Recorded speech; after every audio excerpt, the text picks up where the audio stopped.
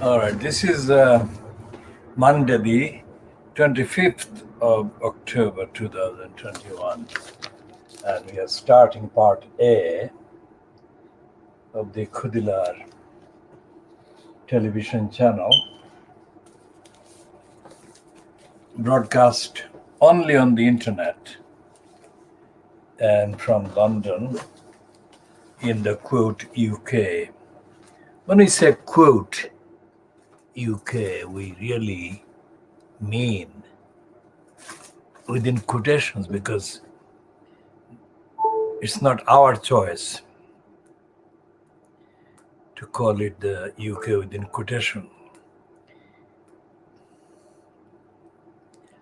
It's based on the evidence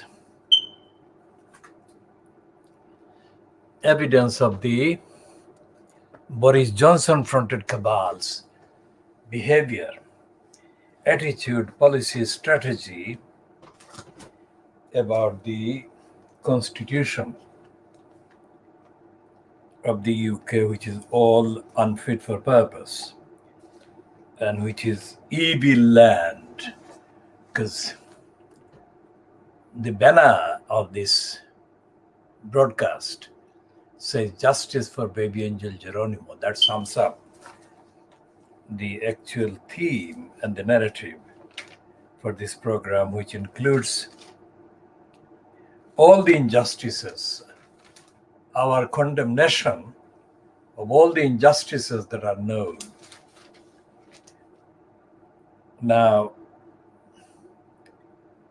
it's not just the Boris Johnson-fronted cabal that is unfit for purpose. It's every single element, every single part of the so-called state, which is in total darkness, in denial.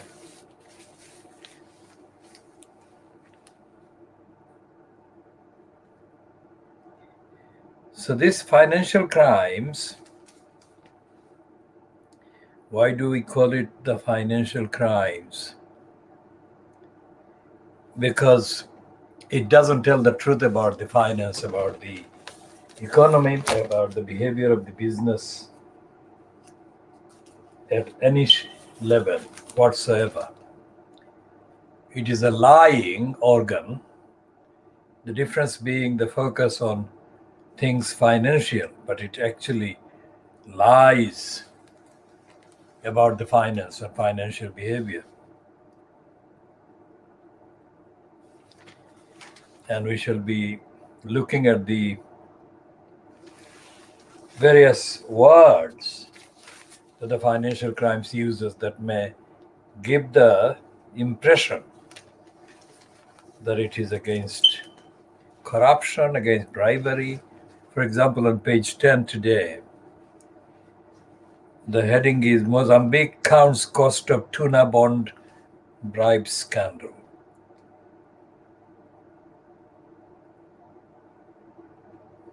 And it says the subheading is Credit Suisse, the Swiss bank, played key role in fraud case that derailed a nation's economy. That is absolutely accurate as the headline goes, but it's not complete picture and it doesn't actually hold. Even the financial crimes doesn't hold anyone to account in its report.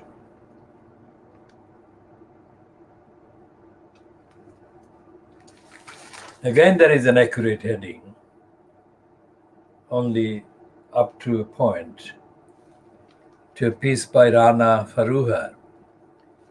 Remember, the woman Rana Faruhar is from the Middle East, Middle Eastern descent. The heading to her piece is Biden's bid for banks that serve the people. Those last three words, serve the people, of course, is the correct part of the heading.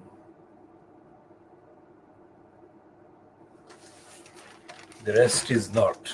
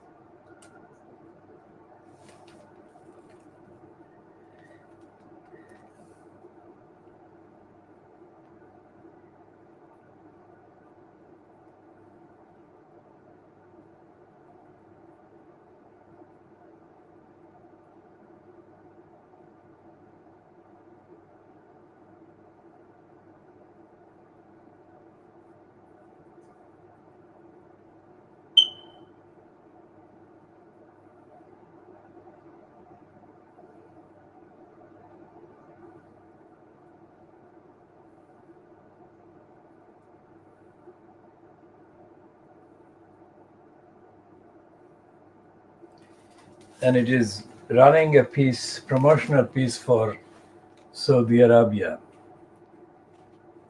Heading Saudi Arabia flexes its economic muscles. Again, it's not the whole truth.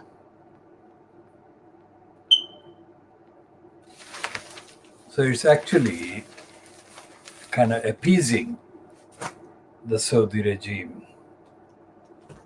The piece is an appeasing piece. But this is the picture that I want to comment on extensively. This picture of bereavement. That's on the right of this screen is, of course, Alec Baldwin. And behind him is the widower of Helena Hutchinson, Matthew Hutchins. And the shortest image is, of course, Helena's son, 9-year-old son, who was speechless for 2 days after being told of the death of his mother. He is the only child of Matthew Hutchins and Helena Hutchins. Now this picture, very rare, because it's not a glamorous photo, which is what Fleet Street and the mainstream media often prefer to run. This is a picture of Alec Baldwin, whose photographs have been consistent, at least the published photographs have been consistent in visual kind of image. He is visibly distraught. And that's the mirror running that picture and an insert of Helena herself and an image of Alec Baldwin hugging Matthew Hutchins.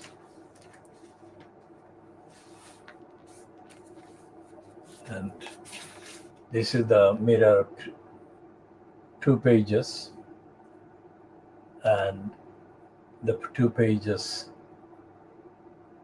have got the words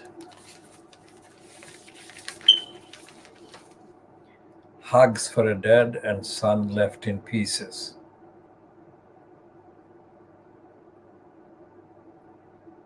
It says that there is a shorter piece on at the bottom of the right hand column on the Daily Mirror.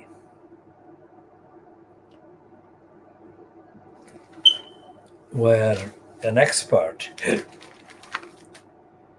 Zach Knight, said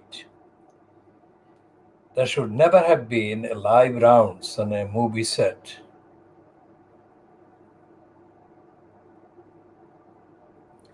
And so on. This is not anywhere near what we have been saying. We said that weapons should be banned. All weapons should be banned from film sets. Absolutely full stop.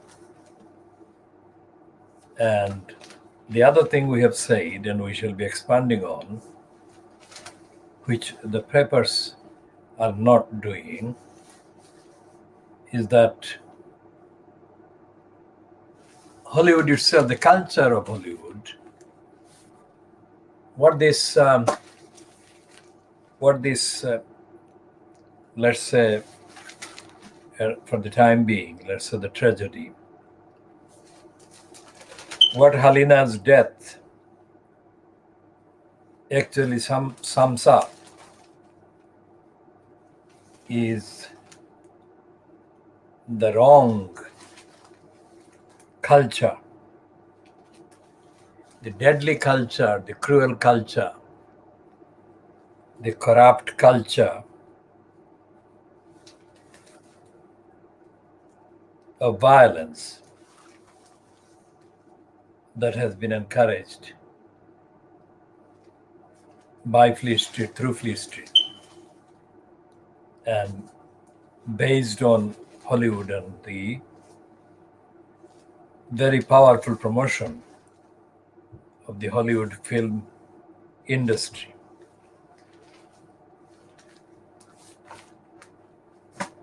The Guardian is not the Guardian, but the Daily Mirror. I think we shall check the actual title. Well, not the Mirror. I remember this is in Fleet Street's Financial Crimes. We're talking about somebody who is digging up old films, movies, Hollywood movies. And the subheading, the caption near a number of pictures reads that all the films are made by men.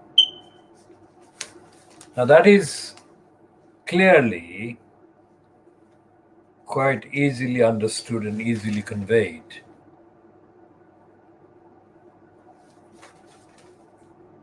But that's not the only wrong. Not only are the films made by men, but the agenda, the narrative, the commentary is pornographic.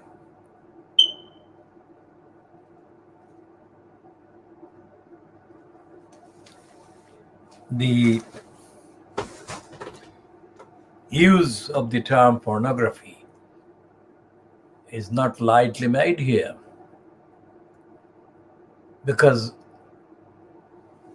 women's bodies have been used as the central attraction. One way or the other, whatever the kind of story, whatever the full story in a particular movie, the main attraction for the customer, the selling, has been bodies of women. And it is evident in the actual contents of the films. The footage tells the story.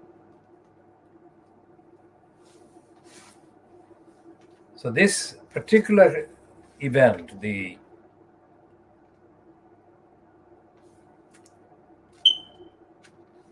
is now forcing references to previous kind of incidents, like this one in the Times on page 5.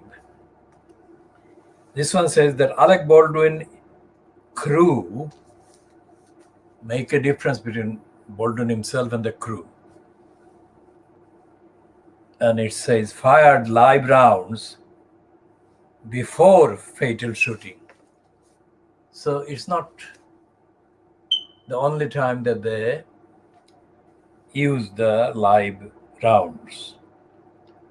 What I am saying is that the entirety of the Hollywood so-called industry is based on violence. Western films based on absolute gratuitous violence. And there is no need. So instead of responding to latent propensity for violence, in the ordinary kind of population. Hollywood actually has been imposing, inflicting, encouraging, developing, justifying violence. And the discussion about the right to bear arms in the USA has been incomplete and has been negligently left incomplete by the continuation of gun violence scenes in the scripts of the Hollywood movies and films. Every level, every excuse. And that includes, of course, the 007 films. Violence. And what the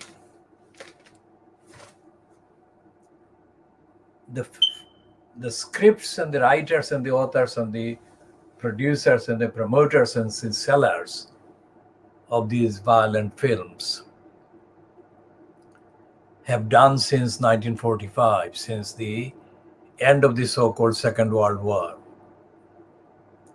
They've actually shown contempt to all the resolutions, all the opinions, expressions of comments and anxieties about violence, gun violence and warfares and murders. The Hollywood filmmakers have been showing contempt, total and utter contempt. And the fact that this young woman called Armorer, she's pictured with this in guns, and she is now said to be distraught herself. Now she's described as age 24, and her name is, she has got a double barrel surname, but here she's named as Hannah Gutierrez.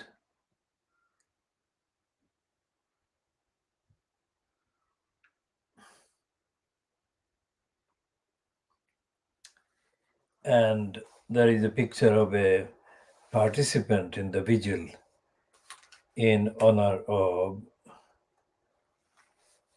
Helena Hutchins. Now, this young person, 24-year-old, has been described already in the online versions and in the print versions of the updates as having been inexperienced and green, and also having herself been unsure as to whether she should have been involved in the handling of the weapons. On the other hand, it has been alleged or asserted that she was careless, including the assertion that she gave a loaded gun to an 11-year-old to play with. Now, this is not going to be the only kind of reference to an armorer or a person involved in filmmaking doing that kind of dangerous thing. When fuller facts are kind of published, it will become known that playing with loaded arms on Hollywood sets has been quite open and rampant, which takes us all the way to the subcontinent, and mainly what is called Bollywood and the Bombay sets and now the expanding compared to Bombay, they expand in cinema south in the languages Telugu, Tamil, Malayalam, Kannada,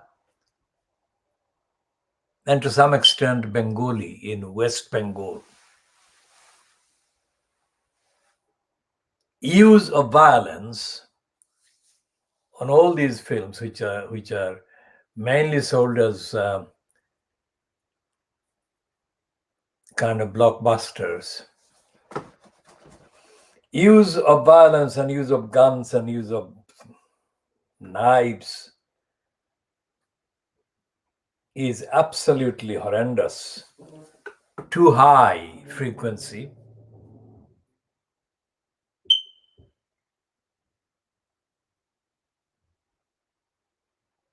And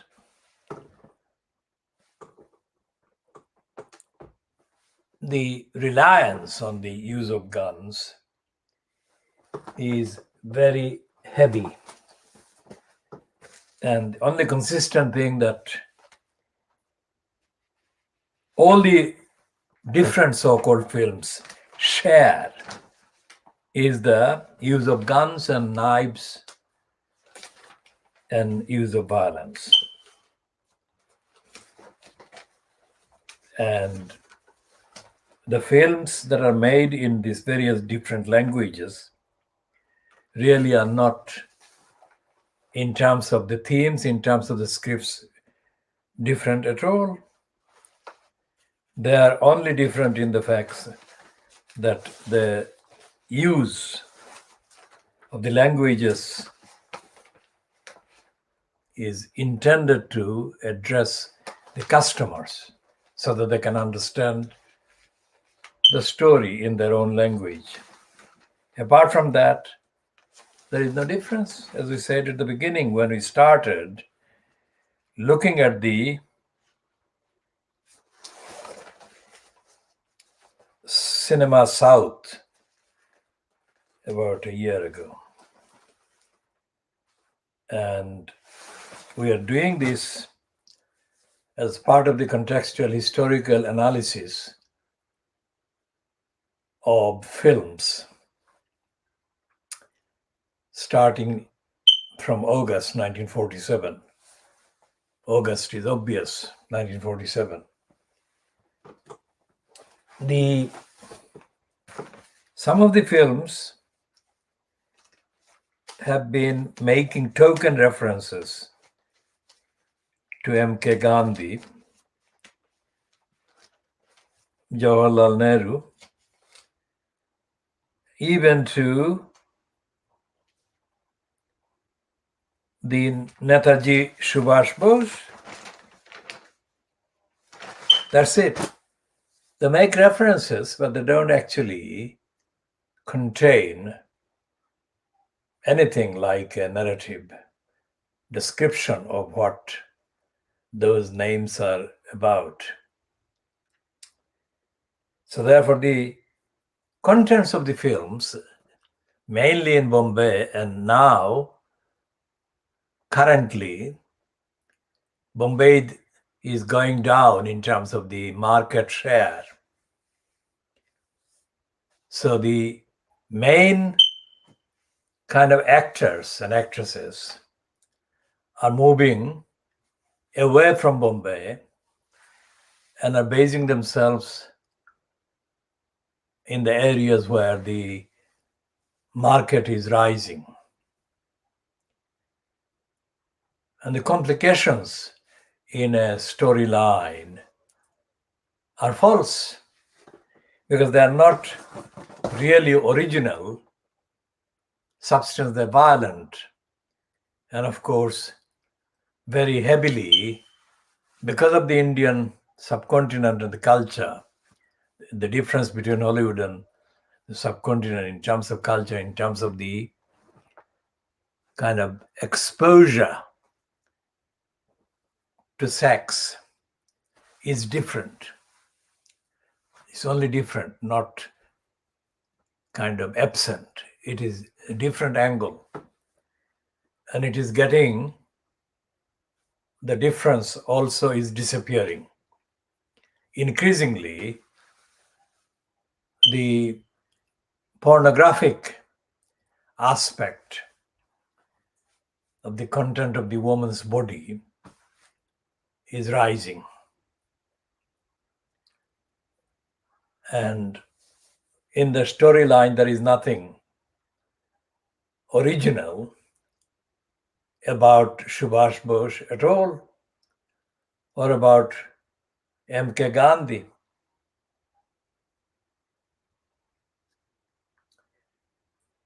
So the violence is there, the sex is there, and the continuation of the violence as the kind of unquestioned norm is not helping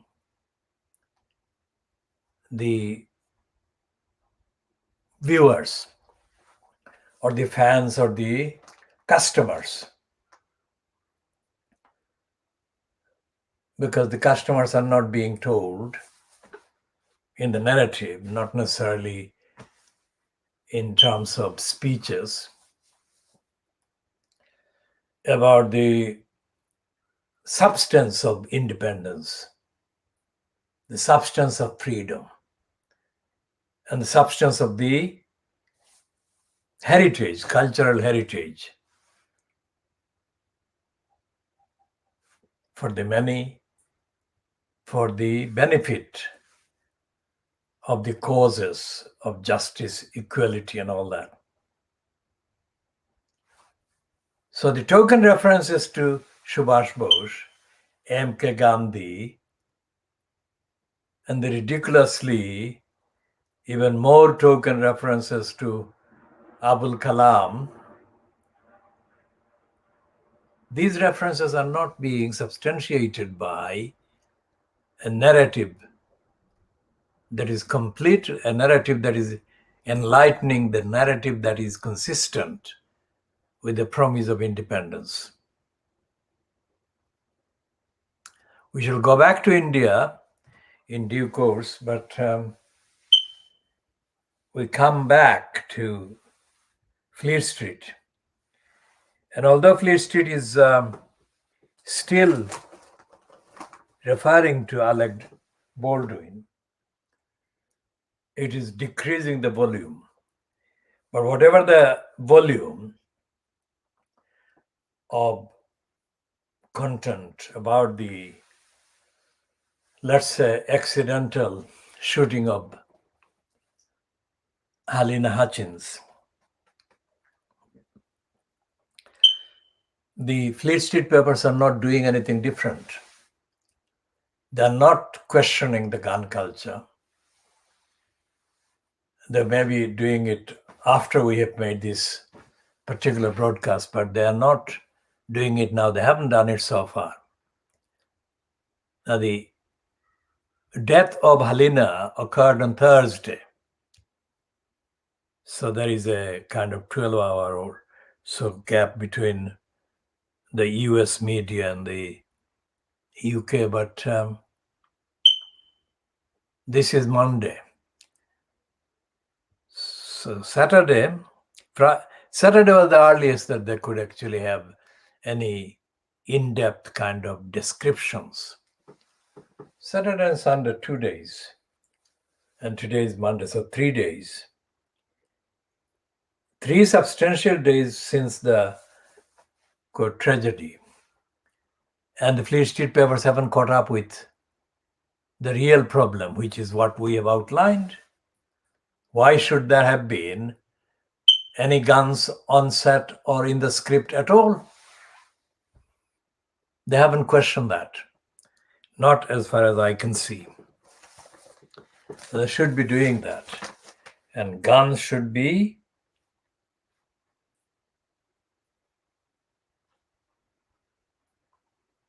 banned. But they're saying this on the start that Helena's family have forgiven Alec. Well, that may be so, but that is not what we are saying. We are saying that the whole thing about guns being there should be the focus. Number two is that whoever organized the kind of recruitment of technical staff must be held accountable, because not long before the actual shooting of Halina, technical staff, unionized staff, walked away from the set. And they were swiftly replaced by non-unionized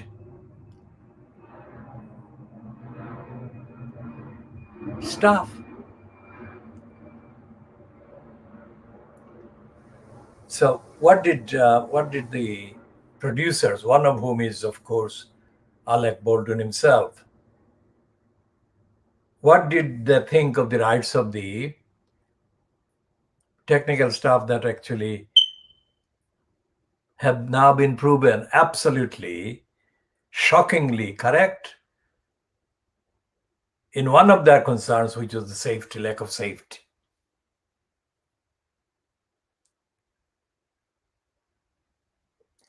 And this actually reminds us of the line that the liar, Nigel Lawson's liar son, Nigel Lawson's liar son, Dominic Lie's son,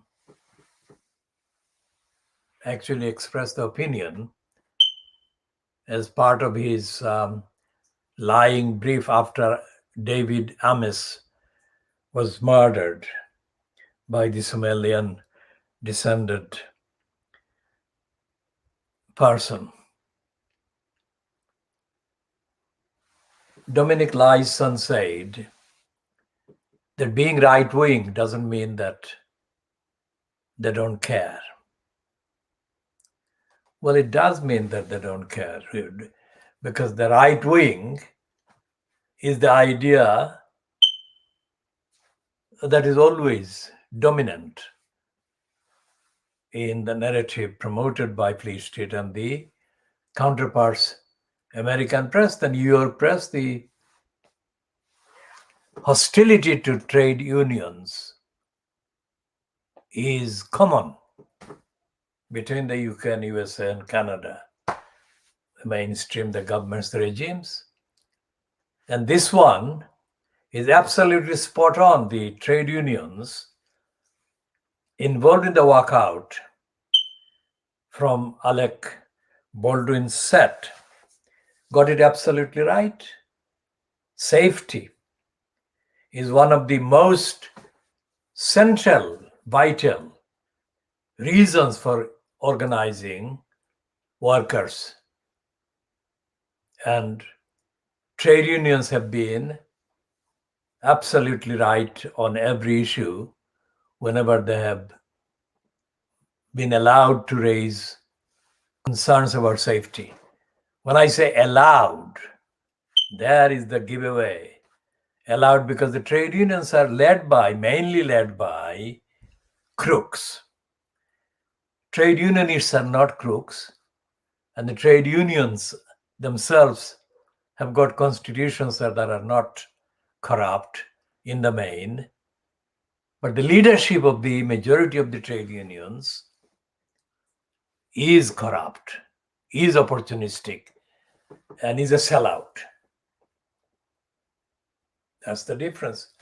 But on this occasion, in the reported walking out from the Alex Baldwin film, the trade unions got it absolutely right. In a historic way, they've got it more right than most of the walkouts are known for. Because this lack of safety is one of the things that they were walking out for. That is, walking out over.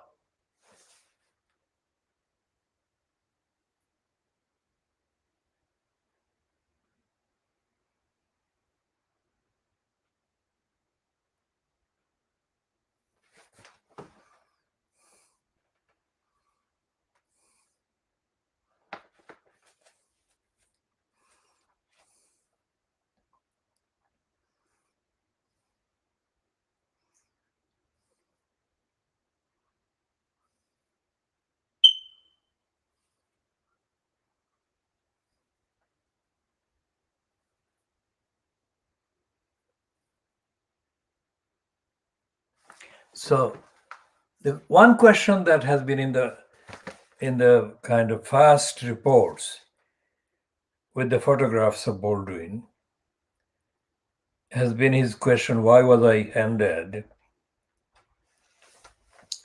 a live gun? That is one question. But the other question, which he hasn't been reported as having posed, is why was there any reason or any excuse or any part of the script that entailed anyone shooting a gun, whether blank or live? That is what we have been addressing. So it's about the culture of filmmaking, culture of films writing, culture of film management of the production, all sorts of issues. And although it is now reported that Bolton is likely going to be charged with involuntary manslaughter, this is a double-edged sort of thing. Manslaughter itself is partly involuntary as opposed to murder, and involuntary manslaughter makes the charge lighter than it would be usually.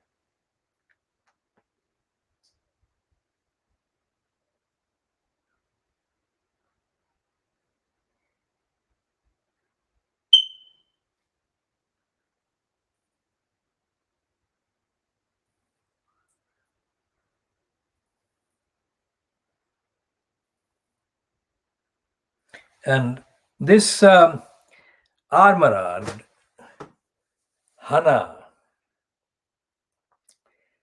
did a podcast last month in which she admitted that she was nervous about being given the job on a film she was involved in making with the actor Nicolas Cage.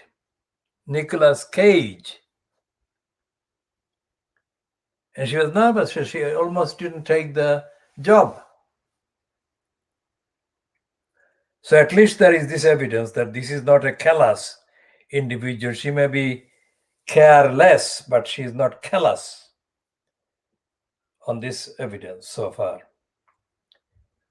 So it again shows the management, the people who make the decisions about whether to give any person the job of handling weapons. Filmmaking should not involve weapons. Full stop. But again, that may be the fact that it is not the case, that is, the filmmaking is still heavily involved with guns and weapons, is to do with the culture of the wrong culture, the deadly culture, the murderous culture, the mass murdering culture that is still dominant in the USA, that says that bearing arms is a human right for them, or the American right. Well, that right, if it becomes deadly, if it kills, is not a right at all. And it is time that this was ended.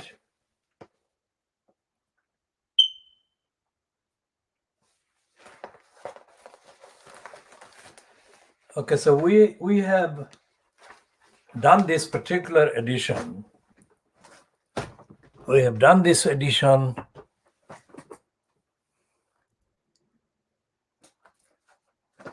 just over, I think, half an hour. And we shall be continuing the diagnosis of Fleet Street in the second part, definitely, part B. And just to recap, this is called the Baby Angel Geronimo editions. And it is about justice, about rights, about peace, transparency, accountability, and the absence The absence of accountability, due process, and rule of law from everything that is done in the name of the so-called United Kingdom government and in the judiciary, through the judiciary, via the judiciary, by the MPs, in the name of the MPs, etc., etc. When I say in the name of MPs, of course, the name of the single MP that has been most prominent in the news and the media is that of David Amis. Now, since the murder, because we call it murder because the man was murdered by this idiot, why is it that they are talking only about the murder and not talking about the general role of members of parliament? Nothing to do with this murder, but there has to be clear replacement of the current position allowed to MPs to ignore constituents. This was not a constituent who murdered David Amis anyway. Ordinary constituents in ordinary constituencies, are they served by their current MP? Nothing to do with any threat. Ordinarily, do MPs serve their constituents, their electors? Because when there is a reference to a thing called constituency surgery, what is not ever reported by Fleet Street or the rest of the media is what goes on between the particular constituent and the MP. Leave out the sensational, quote, high-profile events. For example, when an MP, whoever the MP is, has got a constituent like Nazanin Ghaffari Ratcliffe, detained in Iran, that gets covered in the media for obvious reasons. But millions of constituents have got millions of exchanges between themselves and the MP's office, not necessarily by the MP. What are those exchanges about? To what extent are they substantial?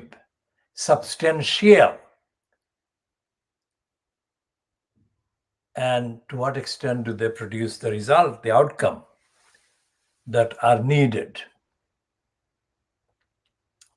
So we shall be talking about all of those in part 2 and beyond. And of course, we shall recap on the overdue justice deserved by baby angel Geronimo. The lies that the depraved DEFRA has been perpetrating against baby angel Geronimo. Those lies are lies, and they're lethal lies, and they're criminally intended lies, and those lies must be totally, expressly, extensively withdrawn. And baby angel Geronimo must be given the justice that he is absolutely, perfectly in the best health, and he has never had any problems with any disease, and he has been defamed by the criminals, depraved DEFRA, and the criminals have included Boris Johnson and Keir Starmer.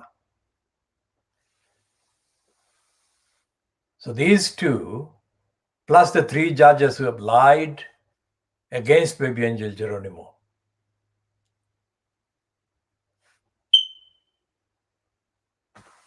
Trevor Terrible Phillips has been given a piece by the Mail Group,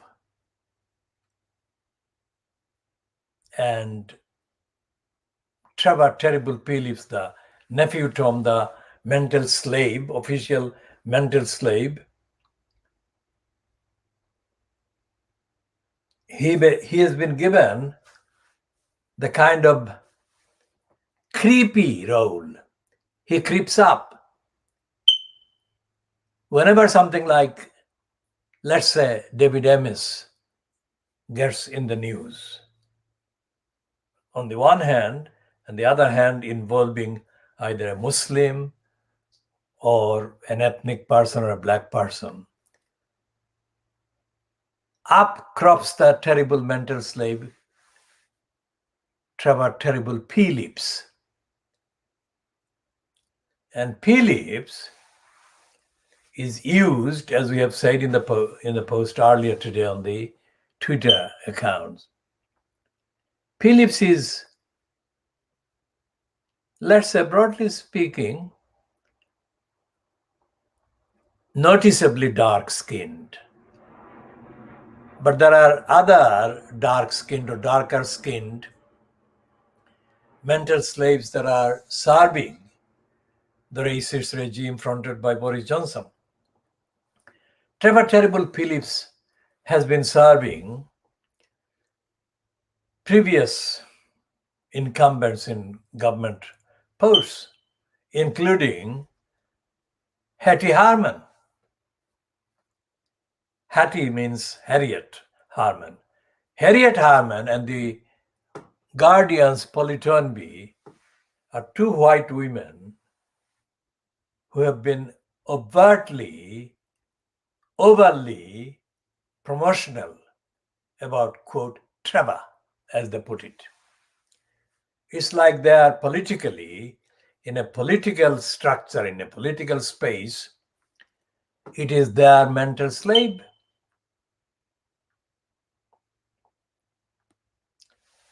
And so therefore the purpose of the existence of Trevor Terrible Phillips is to undermine opposition to injustice, opposition to racism, and especially to undermine those people who oppose anti-Muslim attacks.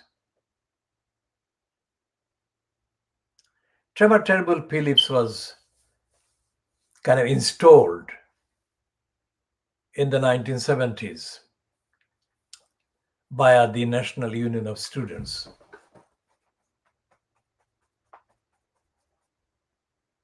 And ever since, the mental slave has been given one platform after another.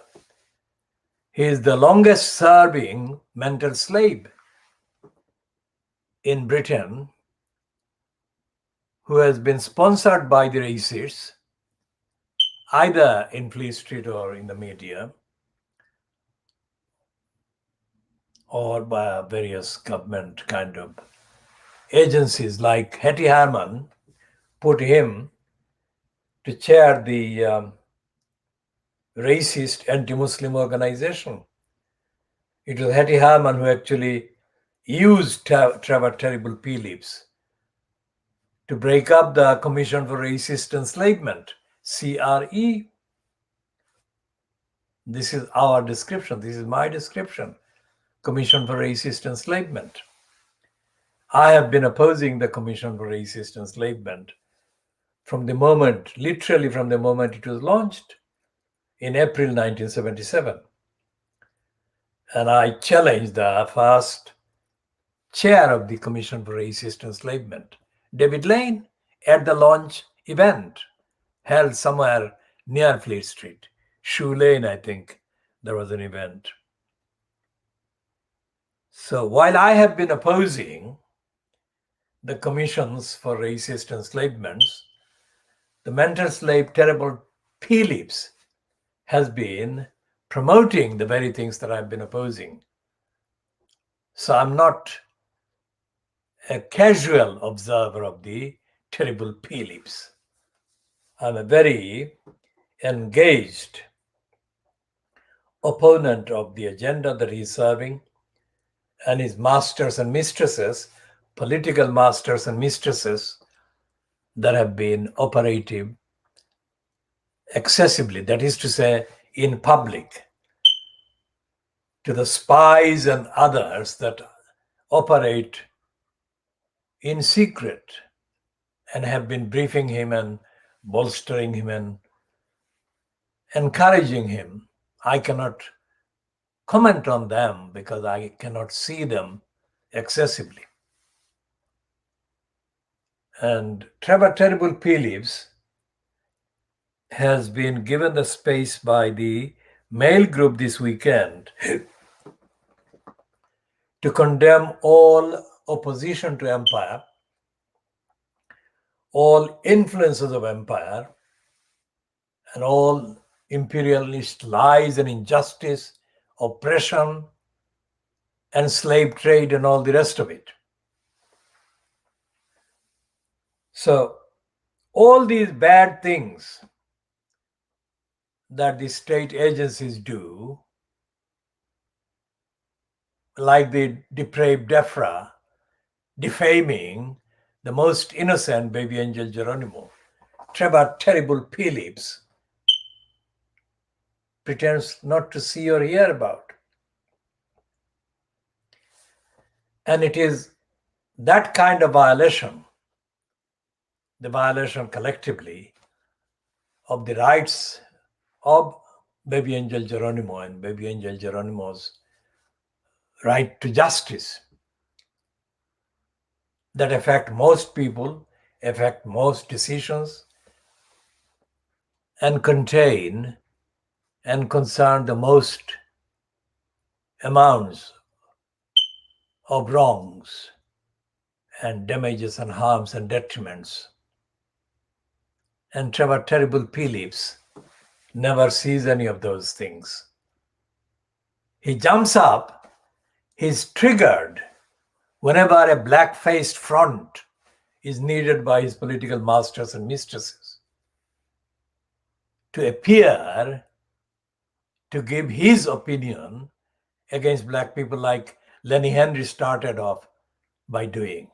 Lenny Henry, who is in his 60s now, was given the platform as a black-skinned comedian on the mainstream. And his main materials were based on mocking various African, supposed African characters. There is no justification whatsoever for doing that, but that's what he did. Now he's claiming that he had a kind of lonely journey. Nobody asked him why he was doing those things, mocking African people, Caribbean people, characters, and caricatures that he created, or his creators, his managers, his manufacturers created.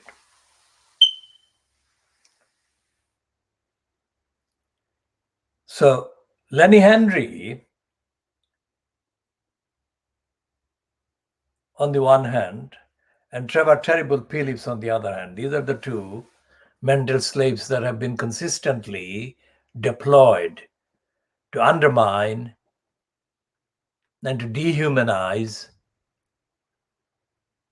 and to demonize characters and communities. Just like baby angel Geronimo has been demonized by the criminals.